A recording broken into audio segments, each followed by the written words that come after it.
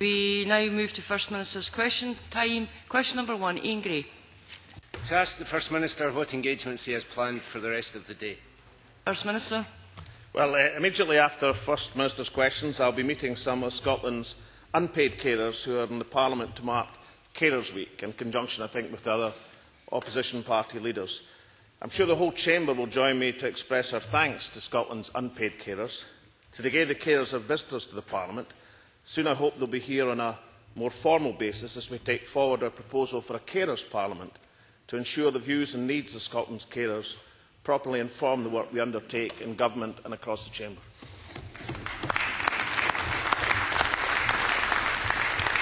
Ian Gray. Presiding Officer, yesterday we saw another attack by the First Minister on one of Scotland's most senior judges. The political editor of The Times commented on Twitter, "Going by salmon attack on Lord Hope, the First Minister has finally lost the plot." Well, has he? First Minister. No. Ian Gray.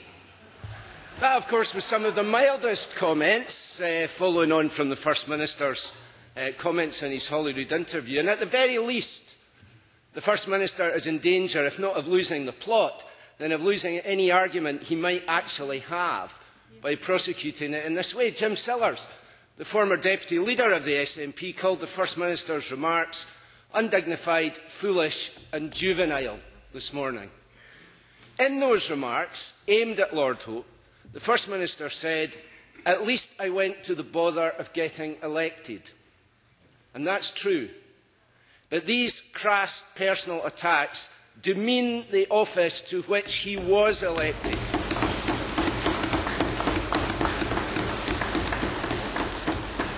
So will he retract them? First Minister. I conducted an interview at Holyrood magazine 2 weeks ago when we were engaged in a vigorous debate on these matters. Since then, I have appointed, under Lord McCluskey, a panel of people of eminence and expertise to advise this Parliament and then to have their views debated in the Parliament so as we can address the underlying issue. I actually think that is the way in which we should do this, and I look forward to the McCluskey report. But I was interested, and it did actually, when Ian asked the first question, it did strike me as there was something about this losing the plot business. And just by happen chance, and I had no prior knowledge of Ian Gray's question, I came across this quote from The Guardian on the 15th of May 2003. David Blunkett, Labour Home Secretary, spat with the judges over their sentencing powers plumb new depths yesterday when he accused a High Court judge of not living in the real world and the leader of Britain's barristers of, quote, losing the plot. Now, I think we all have the right of fair comment. I am just interested that Ian Gray's memory of his colleagues in London and the various political ramifications of judicial decisions is not as perfect, if to repeat their language, if not remembering the case. Ian Gray. Presiding Officer, my view that these remarks were inappropriate is not one that I hold alone. I think we have seen comments that these statements were crude, they were ignorant, they were embarrassing. That is not my judgment, that is the judgment of commentators and the legal establishment. And it is no answer to say, if you are the First Minister of Scotland, this is something I said 2 weeks ago when I was in a bad mood. The truth is this has spiralled out of control. It started with the usual constitutional grandstanding. It led to gratuitous attacks on judges, courts, lawyers and even newspapers who dared to question the First Minister. But it has brought us to an extraordinary joint statement from the Faculty of Advocates in the Law Society, who describe it as a challenge not only to the courts but to the rule of law. I understand that the First Minister is now taking the advice of the Scotsman's editor to calm down, Alex dear, but he has to also grow up, own up and apologise so that this debate can move on and be conducted in the way that it should have been from the word go. Will he apologise? First Minister. No, I'll go forward, as I think this Parliament should go forward, on the basis of looking at Lord McCluskey and his panel's expert views. I think there's been a general welcome for that approach. Let this Parliament debate them and get to the underlying issue. Now, Ian Gray cites in his favour a range of figures. Can I cite some of the figures who have spoken out on this issue, saying there is a real issue of concern that has to be addressed? Paul McBride, QC, advisor at one stage at least to the Conservative Party, Ian Smart, former President of the Law Society of Scotland and a founder of Scottish Labour Action at one time, Lord Fraser of Carmiley, who said Alex Salmond is spot on, Eilish Angelini, the former Lord Advocate, the Scottish Judiciary submission to the Advocates General Review of devolution issues. Now, there is a real issue that requires to be addressed.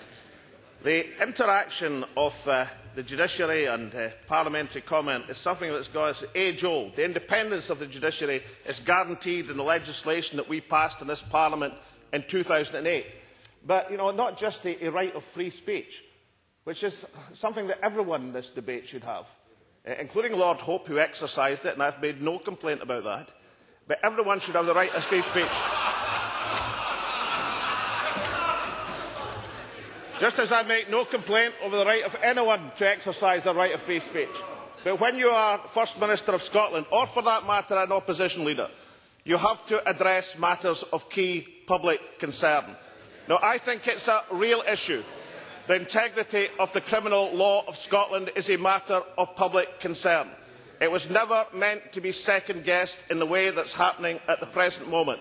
I think it's a real public issue of compensation payments paid to criminals in Scotland in a liability which is not existing in any other jurisdiction. These are real points of public concern. So, as well as a right of free speech, we have a duty as parliamentarians to articulate the public concerns and try and bring proper remedy. Ian Gray. Presiding Officer, the First Minister cites some important principles which underpin our democracy. The problem is his public statements to the press and otherwise undercut those principles, and that is what his critics are saying to him. Let's examine some of those fundamental principles. The First Minister attacked a lawyer for representing people because they are vile. His Justice Secretary threatened to cut off funding from a court because he did not like their judgments.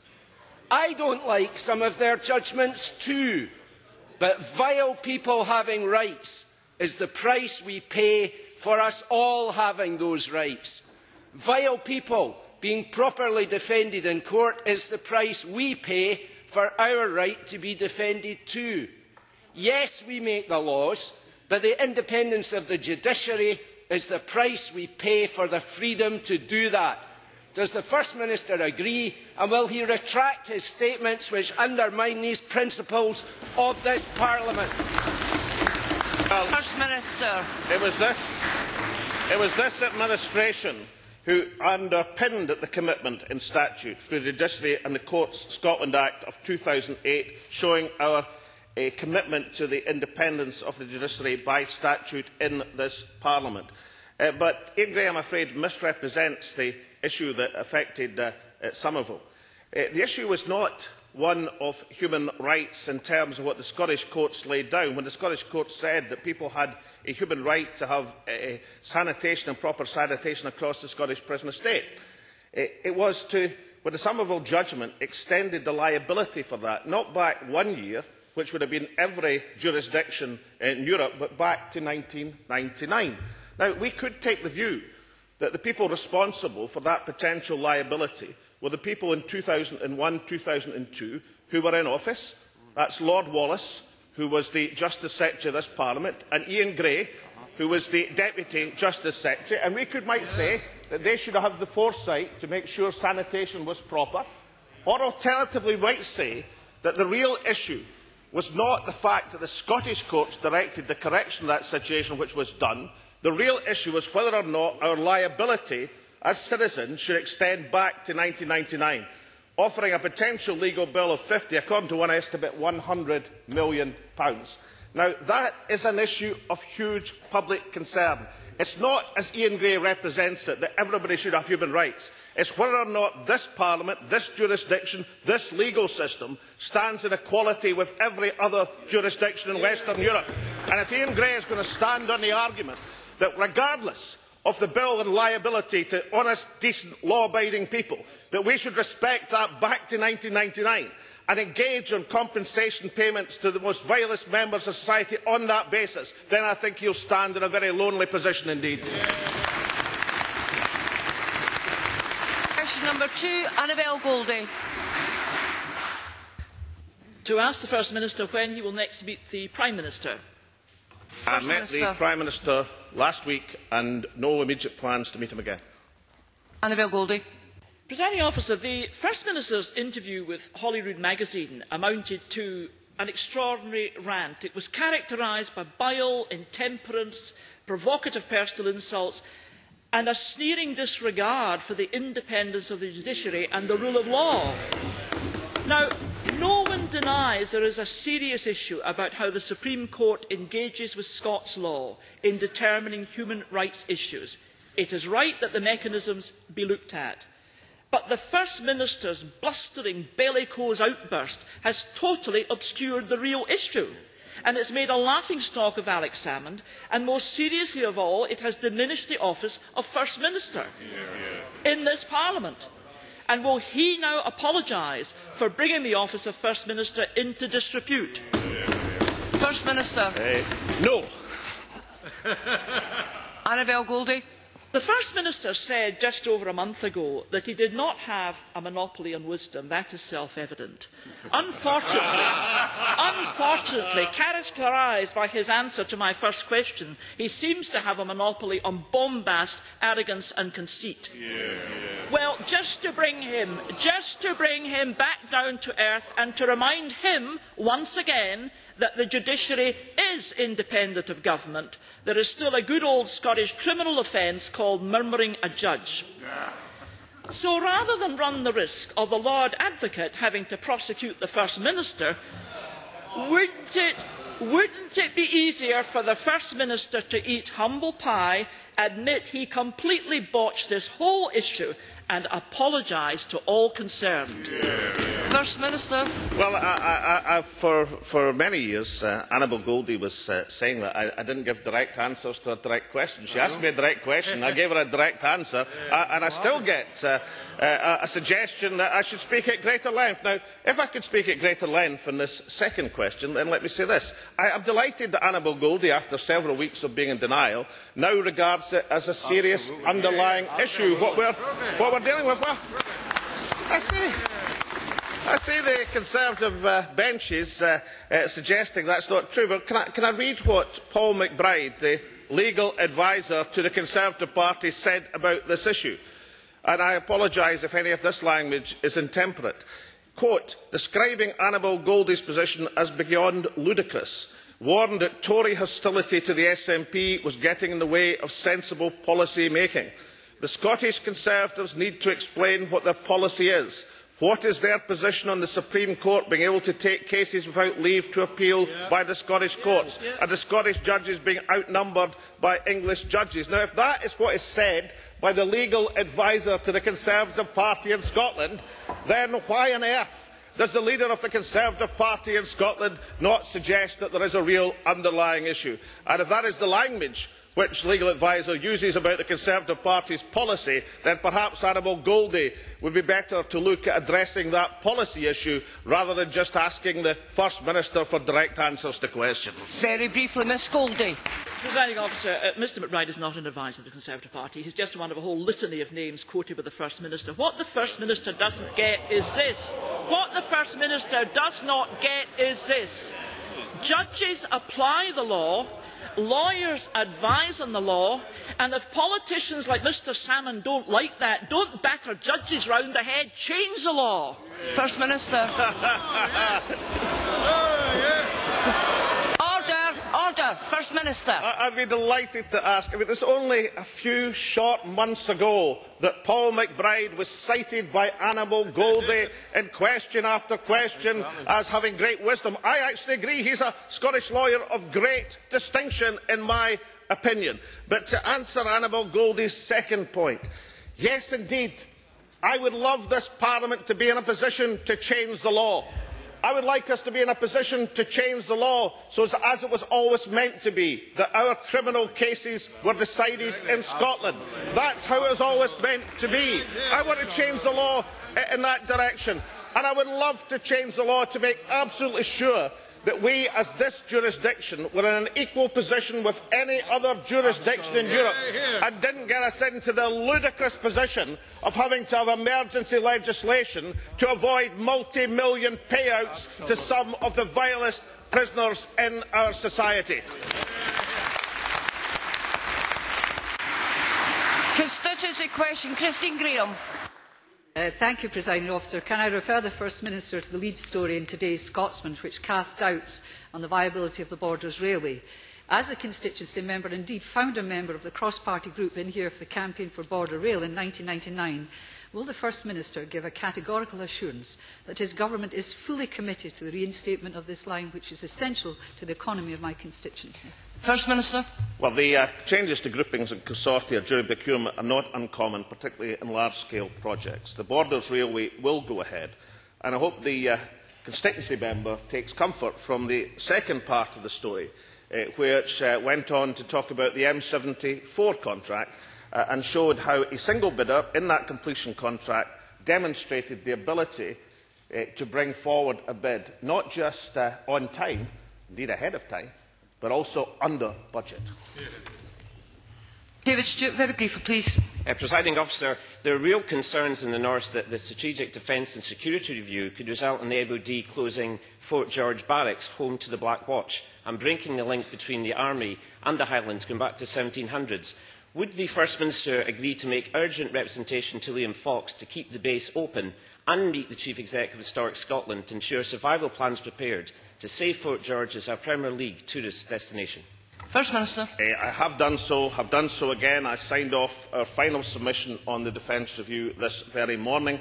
That, as I mentioned to another constituency member last week, did two things. It argued why it would be unreasonable to see two air bases close in Scotland, 60% of our air base capacity, but also concentrated on the maximum redeployment of the Army from Germany back to Scotland. The Army is currently working on a principle of the Army coming home, of being home basing. And I would have thought on that principle, not just Fort George, but some of the other key Army bases in Scotland should be entitled to be receiving substantially more home-based soldiers as the Scottish Army is brought home. Question number 3, Billy Rennie. To ask the First Minister what issues will be discussed at the next meeting of the Cabinet. First Minister. Issues of importance to the people of Scotland. Billy Rennie. The First Minister's refusal to withdraw is embarrassing for him, for this Parliament and for Scotland. He is creating a needless division between the Government and our independent justice system. I want to give him another chance, one final chance. Will he withdraw these outrageous remarks against our senior judges and lawyers? The answer is the same as I gave to Annabel Goldie a few minutes ago. Willie Rennie. Well, I have to say, I am not surprised, because the First Minister has got a certain degree of arrogance about this remark. No First Minister of Scotland should behave in this foolish manner. It is simply outrageous. Instead of attacking judges, isn't it high time he spent his time on something more constructive? For example, if he can't get the basics right at Conton Vale, how on earth will he make prisons a place for rehabilitation? If he can't even provide every prisoner with a bed, how can he expect them to get a route out of crime and to stop them being professional lifetime offenders? Isn't it the case that after 2 years of inaction, Scotland's communities are less safe because his government won't take the failings at Conton Vale seriously? First Minister. Well, there's a range of questions in that. I'm just interested at Willie Rennie's selective interpretation of language. He's a supporter of a coalition government at the present moment. 2 days ago, the Prime Minister described the Supreme Court judgment as offensive. Now, I don't know if that comes into Willie Rennie's lexicon of unfortunate language, but the reality is that there is public comment and political comment on judicial decisions which is quite proper to be made. The independence of the judiciary is guaranteed by statute in this Parliament. In terms of these extraordinary remarks, there have been a number of improvements to Conton Vale. I think the solution is to have less people in short sentences in prison. That is the policy which was supported by his predecessor in this Parliament. That is the policy which has successfully stabilised and hopefully now reducing the Scottish prison population. But there is a particular issue with the rise in female prisoners at the present moment, which is much greater than the rise in male prisoners. Now, I don't think the solution to that is to embark on another prison building programme. I think the solution to that is to find alternative means of punishment and sentencing. I thought until now that was the policy supported by the Liberal Democrats as well. And in terms of Scottish society being safer, then I think what people will look at in Scottish society is the 30-year low in recorded crime. A 30-year low in recorded crime, I think the most important aspect of which has been the 1,000 extra police patrolling the communities and streets of Scotland. Unfortunately, while most Liberal Democrats acknowledge the 30-year low in recorded crime, unfortunately the Liberal Democrats did not support the 1,000 extra police that were required to bring about that better position. Question number 4, Maureen Watt. To ask the First Minister what actions the Scottish Government is taking to support the oil and gas industries. First Minister.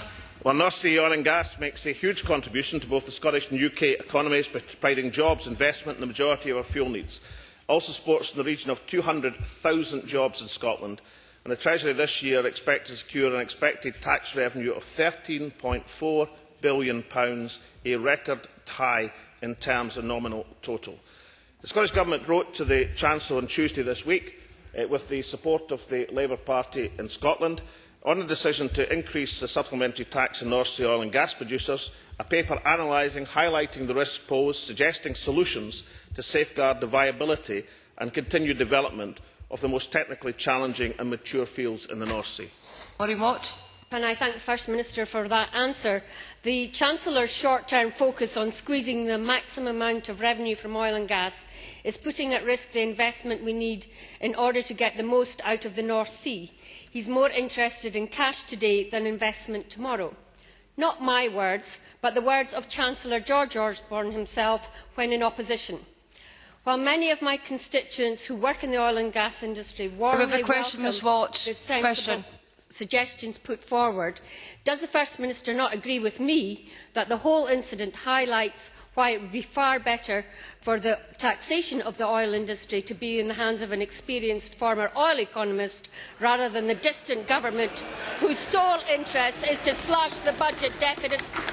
First Minister. Yes, I'll rise to that challenge. If called, I'll serve. Now, can I say that she's quite right to quote George Osborne. I remember, if I remember correctly, I remember the debate. It was from 2007, shortly before the election in that year, where he was arguing for stability in the oil tax regime, and one that was reflective of the challenge of marginal fields, heavy oil fields, gas fields. It was one of the things we reminded George Osborne of in terms of the meeting that was held with him some 2 weeks ago. Now, in terms of my anxiety on this issue, because it is something which affects perhaps 15,000 jobs in Scotland. There will be 15,000 less jobs in Scotland, by estimate, in 10 years' time than there would be if these changes had not been proposed in the manner they were.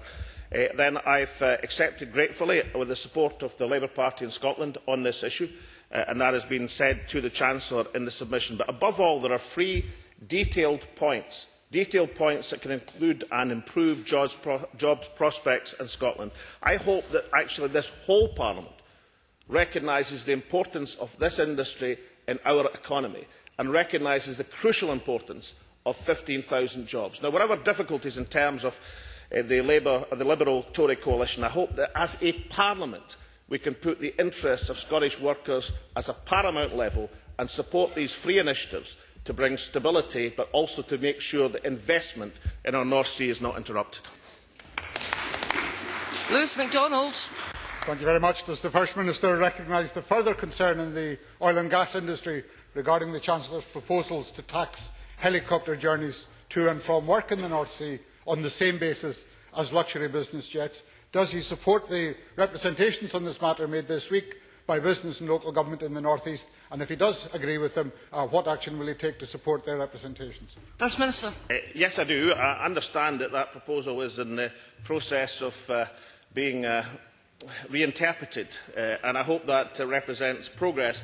But I would have said, isn't that another argument for air passenger duty being devolved to this Parliament? Because under air passenger duty devolved to this Parliament, we would recognise the importance, would we not, of helicopter flights to and from North Sea installations. If members could keep the questions short and First Minister could keep the answers short too, we'll get through all the questions and hopefully include everybody who wants a question. Question number 5, Richard. To ask the First Minister whether the Scottish Government will review its changes to the fuel poverty budget in light of the announcement of price increases by Scottish Power. Minister. Well, the issue of price increase is a very serious one indeed. The Cabinet Secretary for Finance met with the CEO of Scottish Power Energy Wholesale and Retail on Tuesday and reiterated the Scottish Government's concern about the proposed price rises. The Scottish Government programmes to improve energy efficiency and address fuel poverty for Scotland's households through advice, new installations and new heating systems will be supported by a budget of £48 million this year. The equivalent spend in 2006-07 on installation of central heatings was £45.8 million. Richard Baker. Will the First Minister agree that the most substantial contribution energy companies can make to tackling fuel poverty is through exercising restraints on prices, particularly given these increases hit poorest households the hardest? And given the reduction in fuel poverty spending in the Scottish Government's last budget, would he agree the next one should include appropriate investment in tackling fuel poverty and making more homes energy efficient? First Minister. Well, two things. I just mentioned the figures which indicate, even in these incredibly pressing times, that the budget is higher than the one we inherited in 2006-2007. But also the members should know that in his talks with Scottish Power, the Finance Secretary identified £10 million of unspent expenditure through the Scottish Power scheme, which we can now discuss along with our local authority partners in seeing how that can be deployed in helping people even further with energy efficiency. And I know that Richard Baker would be the first to acknowledge that Brenda Boardman, the Fellow of the University of Oxford, who established the definition of fuel poverty, says about the Scottish Energy Assistance Package that it is the best UK exemplar in providing both a comprehensive approach and to linking assistance to energy efficiency in the home. Brief supplementary, Stuart McMullen. Thank you. I am very concerned that this price rise will add to the 50% of senior citizens in Inverclyde who already live in fuel poverty. And does the First Minister not agree with me that the estimated extra £20 million in VAT receipts would be far better spent in tackling fuel poverty in Inverclyde and all of Scotland as compared to just propping up the Treasury's coffers? First Minister.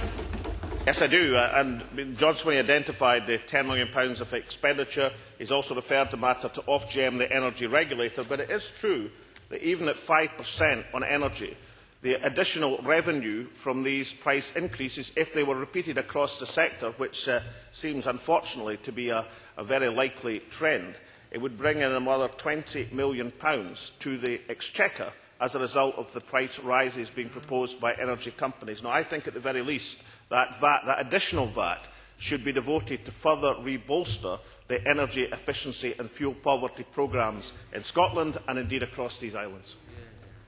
Question number 6, Gavin Brown. Thank you, Presiding Officer.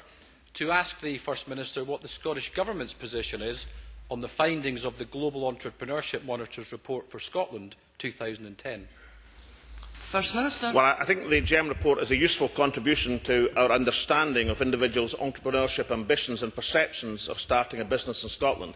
But it is, of course, a survey of aspirations.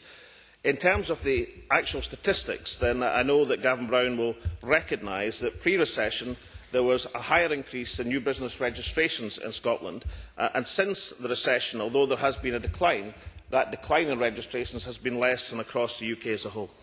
Gavin Brown. Presiding Officer, some governments like to gloss over bad news more than others, and then there is the Scottish Government.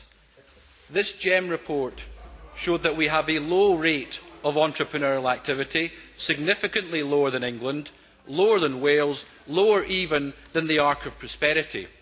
Presiding Officer, at the weekend, 5 enterprise groups called for a national entrepreneurial action plan. Will the First Minister pledge to deliver that plan, and will he pledge that it should be directed by a respected business leader? First Minister. I think there were some good ideas in the suggestions that came forward from the business organisations, and we will certainly be giving them the closest examination.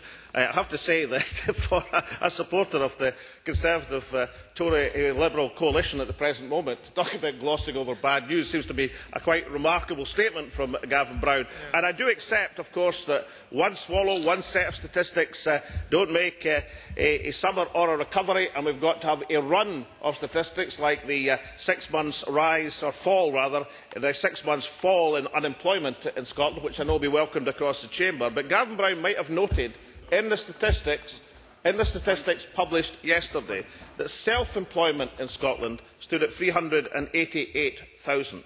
That is a 6% rise on this time last year. It is only 1/4 of figures, but nonetheless a firm indication of a significant and positive trend among self-employment in Scotland.